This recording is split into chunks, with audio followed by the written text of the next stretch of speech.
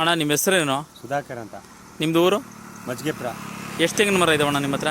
ನಮ್ಮ 90 90. ಇವೆಲ್ಲ ನಿಮ್ಮವೇ ತೆಂಗಿನ ಮರಗಳು? ಹಾಂ, ನಮ್ಮ. ಎಷ್ಟು ವರ್ಷದಿಂದ ಈ ಥರ ರೋಗ ಬಂತಾನೆ ಗರಿ ಒಣಗೋಗೋದು? 3 ವರ್ಷದಿಂದ ಶುರು. ನೀವೇನು ಮಾಡೇ ಇಲ್ಲ? ಇಲ್ಲ ಅಣ್ಣ. ಅಲ್ಲ, ನೀವು ತೋಟಗಾರಿಕೆ ಇಲಾಖೆ ಕಾಂಟ್ಯಾಕ್ಟ್ ಮಾಡಿ ಮಾಡಬೇಕಲ್ವಾ? ಇಲ್ಲ ಅಣ್ಣ, ಅದ್ರ ಬಗ್ಗೆ ನಮ್ಗೆ ಗೊತ್ತಾಗಲಿಲ್ಲ. ಹಾಂ, ಅಲ್ಲ ಅಣ್ಣ, ಈಗ ನಾನು ಹೇಳ್ತಿರೋದು, ಈಗ ಇಷ್ಟು ಫಲ ಬಿಡೋಂಥ ಮರ ಹೊಂಟಾಯ್ತದ, ಮಕ್ಕಳು ಸಾಕಿರೋಂಥ ಮರ ನಿಮ್ಗೆ ನಿಜವಾಗ್ಲೂ ಹೊಂಟಾಯ್ತವೆ, ಸುಳಿಗೂಡೋಗವೆ ನಿಮ್ಮ ಇನ್ನೇನೋ? ಇಲ್ಲ ಅಣ್ಣ, ಅದಕ್ಕೇನು ಪರಿಹಾರ ಇದ್ರೆ ಹುಡುಕಿ ಮಾರ ಹಾಕ್ತೀವಿ ಏನಾದ್ರು. ಹಾಂ, ಅಲ್ಲ ಅಣ್ಣ, ನೀವು ತೋಟಗಾರಿಕೆ ಇಲಾಖೆಗೆ ಹೋಗಿ ಮತ್ತೆ ಇಲ್ಲಿ ನಾನು ನಿಮ್ಮ ಕಾಂಟ್ಯಾಕ್ಟ್ ನಂಬರ್ ಕೊಡ್ತೀನಿ, ಅದನ್ನ ಮಾಡಿ ಆ ಜೀವಿಗಳು ಕೊಡ್ತಾರೆ, ಅದು ತಂದು ಹುಳನ ಬಿಡಿ. ಅದು ತಲೆ ಕಪ್ಪು ತಲೆ ಹುಳ ಅಂತ ಬಂದಿರೋದ ಗರಿಲಿ, ಆಯ್ತಾ? ತಗೊಬಂದ್ಬಿಡಿ. ಈಗ ಇಂಥ ಮರ ಹೋಯ್ತಾವಲ್ಲ, ನೀವು ನಿಮ್ಮೂರವ್ರು ಯಾರೋ ಕಾಂಟ್ಯಾಕ್ಟ್ ಮಾಡಿ, ನಿಮ್ಮೂರ ತೆಂಗಿನ ಮರ ಎಲ್ಲ ಹಿಂಗ್ಯಾವಲ್ಲ? ಅವ್ರು ಯಾರು ಬರಲ್ಲ ಅಣ್ಣ, ಇವ್ರು ಯಾರು ತಲೆ ಕೆಡ್ಸ್ಕೊತಾ ಇಲ್ಲ. ಹಾಂ,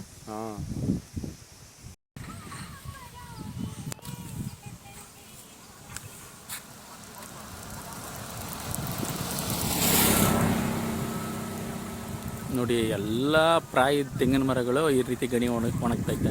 ನೋಡಿ, ಈ ಕಾಯಿಲೆ ಇಡೀ ಊರನ್ನೇ ಆವರಿಸ್ತದೆ. ಈ ಊರಲ್ಲಿರೋ ತೋಟಗಳಿಗೆಲ್ಲ ಇದೇ ಕಾಯಿಲೆ ಬಂದೈತೆ ನೋಡಿ. ಚಿಕ್ಕವಿಂದ ಹಿಡಿದು ದೊಡ್ಡವರೆಗೂ ತೆಂಗಿನ ಮರಗಳು ಹಿಂಗೆ ಆಗೈತೆ ನೋಡಿ. ಎಲ್ಲ ಈ ಥರ ಒಣಗೋಗ್ಬಿಟ್ಟೈತೆ ನೋಡಿ.